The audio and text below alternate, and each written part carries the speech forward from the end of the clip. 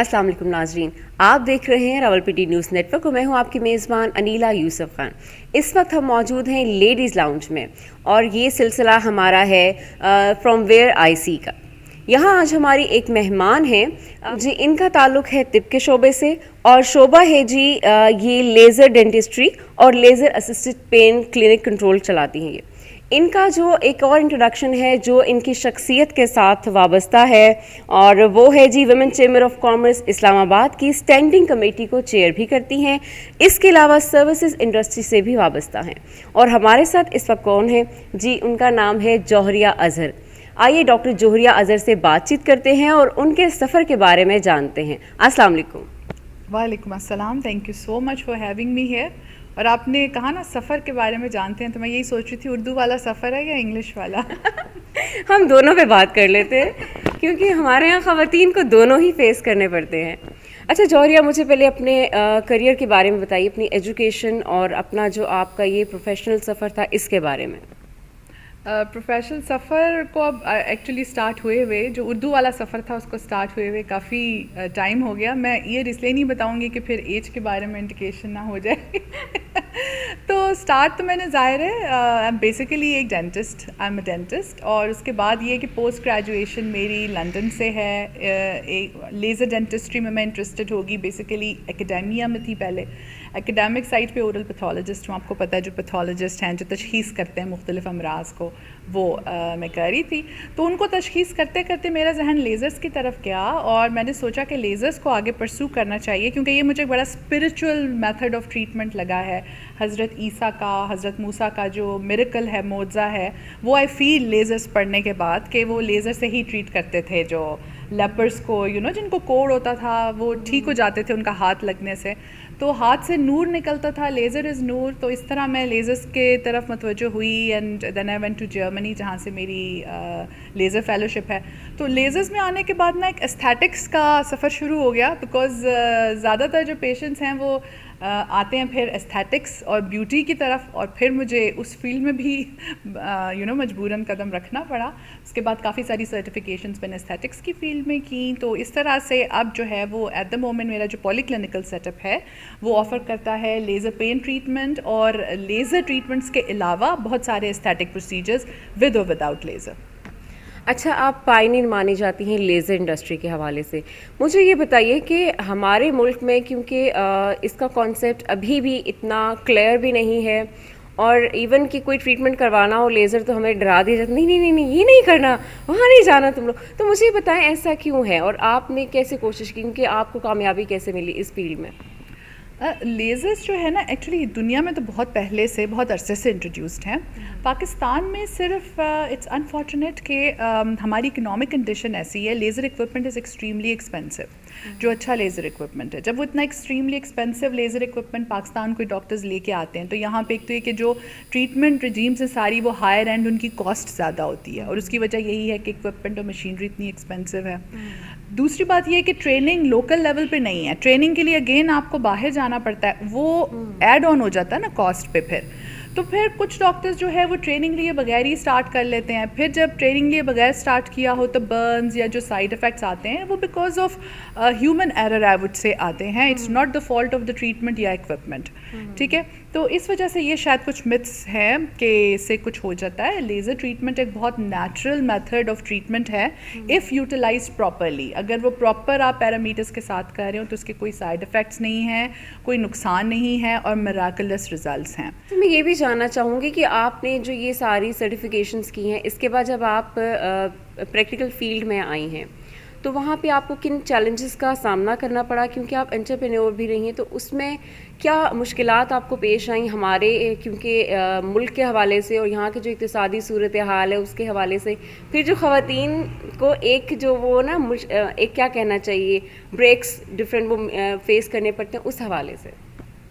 हाँ जी, बिल्कुल आप सही कह रही हैं। यानी एक बड़ी यूनिक सिचुएशन में होते हैं आई वुड से, और स्पेशली पाकिस्तान की जो ख़वातीन है। मैं बीइंग अ डॉक्टर तो एक बिल्कुल डिफरेंट सिनेरियो होता है उससे। जब मैंने अपना ये सेटअप स्टार्ट किया और एंटरप्रेन्योरशिप स्टार्ट की तो जो चैलेंजेस फेस किए वो काफ़ी थे। एक तो सबसे पहले ये है कि कहीं से कोई एक इन्फॉर्मेशन آپ کہہ لیں پیک یا کوئی منسٹری ایسی نہیں ہے جہاں آپ چلے جائیں یا کوئی ادارہ اور وہ آپ کو گائیڈ کر دے کہ اگر آپ نے اسٹارٹ کرنا ہے تو آپ نے کہاں سے اپنے آپ کو رجسٹر کرانا ہے, آپ نے کس طریقے سے کیا کیا فارمز فل کرنے ہیں.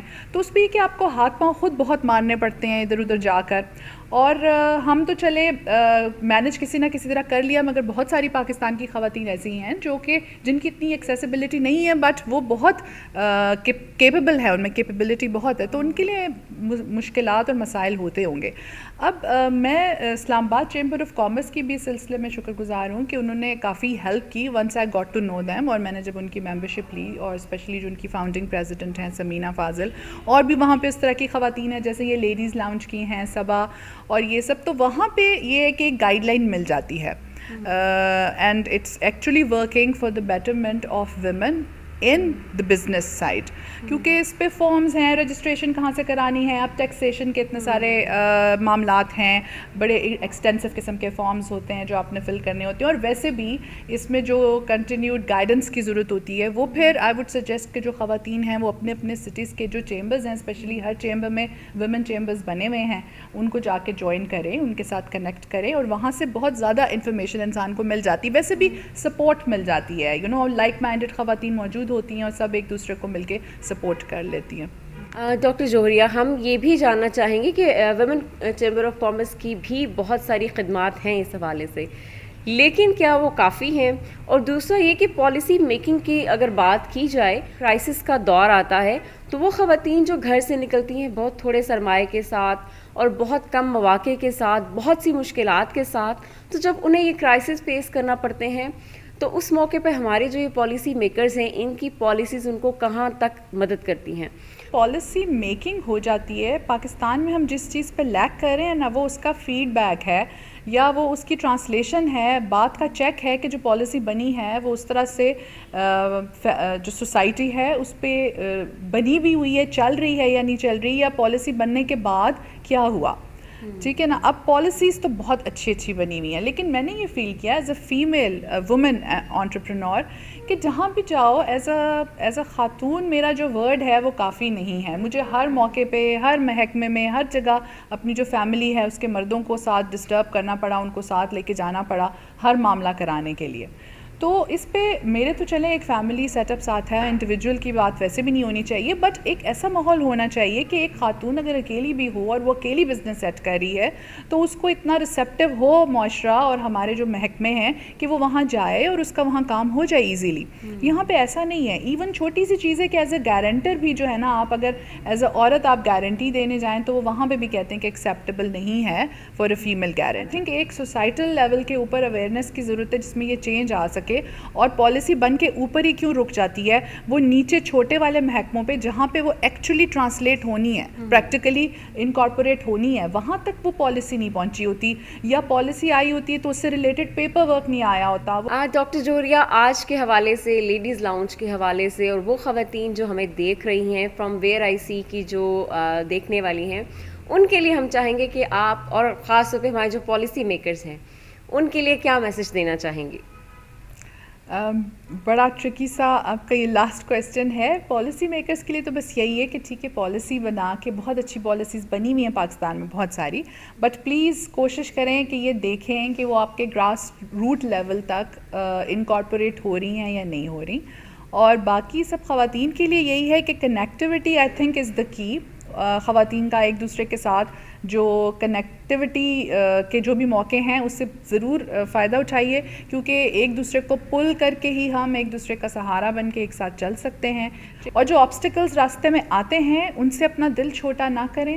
اور ایک بات میں اینڈ میں یہ ایڈ کرنا چاہوں گی کہ ناکامیوں اور فیلئر سے گھبرانا نہیں ہے. ہمارا آج کل ایک ریسنٹ ٹرینڈ یہ ہو گیا ہے کہ ہم صرف سکسیس سٹوریز اور جو کامیابی ہے اس کو گلے سے بھی لگا لیتے ہیں, اس کو ہائی لائٹ بھی کرتے ہیں, لیکن یاد رکھیے ہر کامیابی اور سکسیس سٹوری کے پیچھے بہت سارے فیلیئرز ہوتے ہیں, بہت سارے آبسٹیکلز ہوتے ہیں جو بندہ پھلانگ کے ان کے اوپر سے چھلانگ لگا کے ہی وہاں پہنچا ہوتا ہے. تو لہٰذا own up your failures as well, because these are the failures that would lead you to ultimate success. آج کی سکسیس سٹوری آپ نے دیکھی اور آپ نے جانا کہ ان کی زندگی میں بھی, ان کے سفر میں بھی کئی مشکلات کا سامنا انہوں نے کیا ہوگا, لیکن جو کامیابی ہے وہ ہمیں یاد رہ جاتی ہے اور ہم اس کا بہت ذکر کرتے ہیں. ناکامی کو بھولنا نہیں چاہیے, لیکن وہ ہمارے آگے بڑھنے کا ایک ذریعہ بنتی ہے. آج کے لیے اتنا ہی. اللہ حافظ.